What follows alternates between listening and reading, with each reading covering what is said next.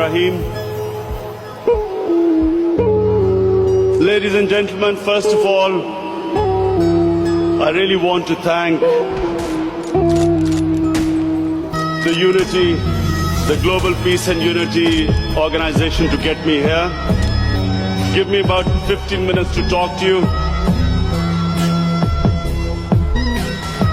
The most important thing, the point I want to make tonight is this, that it is extremely important for Muslims to be able to convey to people living in Western countries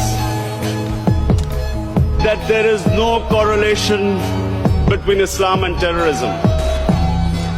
Unfortunately, through a planned campaign, Islam and terrorism have been linked, and 1.3 billion Muslims are on the back foot, on the defensive, trying to justify that Islam has nothing to do with terrorism. And what the point you need to make is this, that according to the Holy Quran, 124,000 messengers of God were sent on earth. All of them with one message. And the message was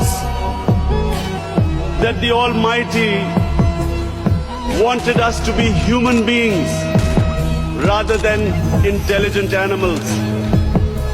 Animals believe in might is right,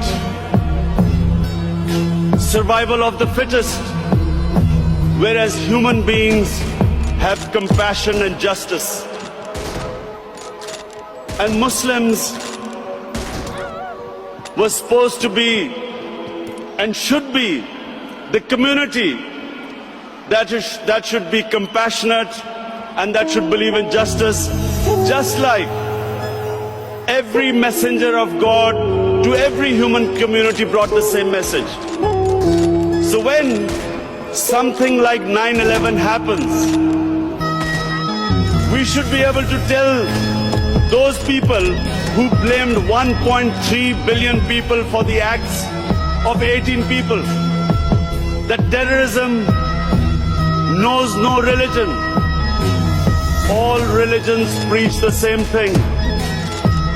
And unfortunately, we do not have either the political or intellectual leadership in the Muslim world to be able to convey our point of view.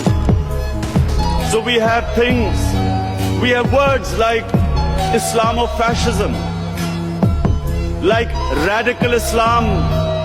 When Tony Blair and George Bush say that the enemy of Western civilization is radical Islam, how is the man in the street in the West supposed to differentiate between a moderate Muslim and a radical Muslim? And why is Islam the issue? Before 9/11, 70% of all suicide bombings was by Tamil Tigers in Sri Lanka. No one ever blamed Hinduism for what they were doing. No one ever said that tell the Hindu priests to tell them that suicide bombing is not part of Hinduism. So why were we on the defensive? How is suicide bombing anything to do with any religion? And unfortunately, because we did not have the leadership, and because sadly in the Muslim world, there were people who played along the game, called themselves moderate Muslims. We had military dictators, in order to get Western support, called themselves enlightened moderates, perpetuating this image that perhaps it's something to do with Islam or radical Islam. All human communities have moderates, have liberals, have conservatives, and have fanatics.